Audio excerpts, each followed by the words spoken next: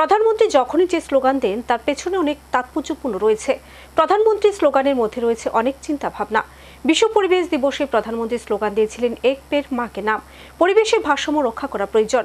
পরিবেশের ভারসাম্য রক্ষা না করতে পারলে বিপত্তি। মোহনপুর তারানগরে রাজ্য বন দপ্তর আয়োজিত রাজ্যব্যাপী ৫ মিনিটে ৫ লক্ষ চারা গাছ রোপণ কর্মসূচির আনুষ্ঠানিক সূচনা করে এমনটাই বললেন রাজ্যের মুখ্যমন্ত্রী ডক্টর মানিক সাহা। প্রধানমন্ত্রী নরেন্দ্র মোদীজির এক পেড় মা কে নাম অভিযানে অনুপ্রাণিত হয়ে রাজ্য সরকারের বন দপ্তর রাজ্যব্যাপী ৫ মিনিটে ৫ লক্ষ চারা গাছ রোপণ কার্যক্রম সংঘটিত করল শুক্রবার। মোহনপুর তারানগরে জাতীয় সড়কের পাশে দিনে বৃক্ষরোপণ করে এই কার্যক্রমে আনুষ্ঠানিক সূচনা করলেন রাজ্যের মুখ্যমন্ত্রী ডক্টর মানিক সাহা। মুখ্যমন্ত্রী বৃক্ষরোপণ কর্মসূচিকে কেন্দ্র করে মোহনপুরে তারানগরে আয়োজিত হয় এক অনুষ্ঠান। এতে ছিলেন উপস্থিত স্থানীয় বিধায়ক তথা রাজ্যের বিদ্যুৎ এবং কৃষি ও কৃষক কল্যাণ দপ্তরের মন্ত্রী রতনলাল নাথ, বনমন্ত্রী অনিমেষ দেববর্মা সহ দপ্তরের আধিকারিকরা।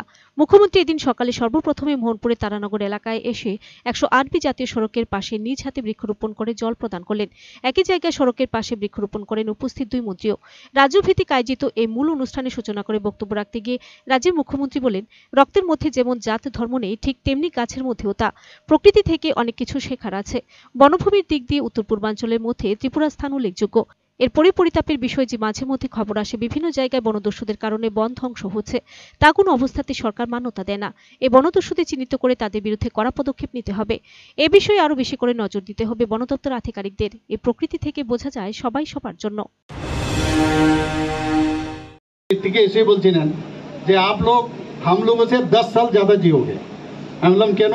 বলে দিল্লির যে অবস্থা আমাদের মনে হচ্ছে এখানে বেশি দিন, এত পলিউশন ওখানে, মানে সেই তুলনায় ওনারা এখানে এসে মনে হচ্ছে যে পিওর অক্সিজেন যাকে বলে সেই অক্সিজেন ত্রিপুরাতে এসে এত আমাদের চারিদিকে গাছপালা দেখে ওরা অভিভূত, সবাই ভালোবাসে। এবং এখানে নর্থ ইস্টের মধ্যে ত্রিপুরার স্থান কিন্তু উল্লেখযোগ্য স্থান নিয়েছে।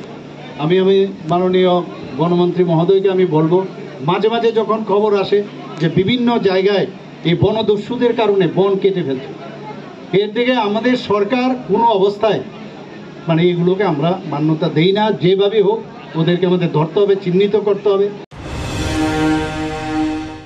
Bureau report, search India channel.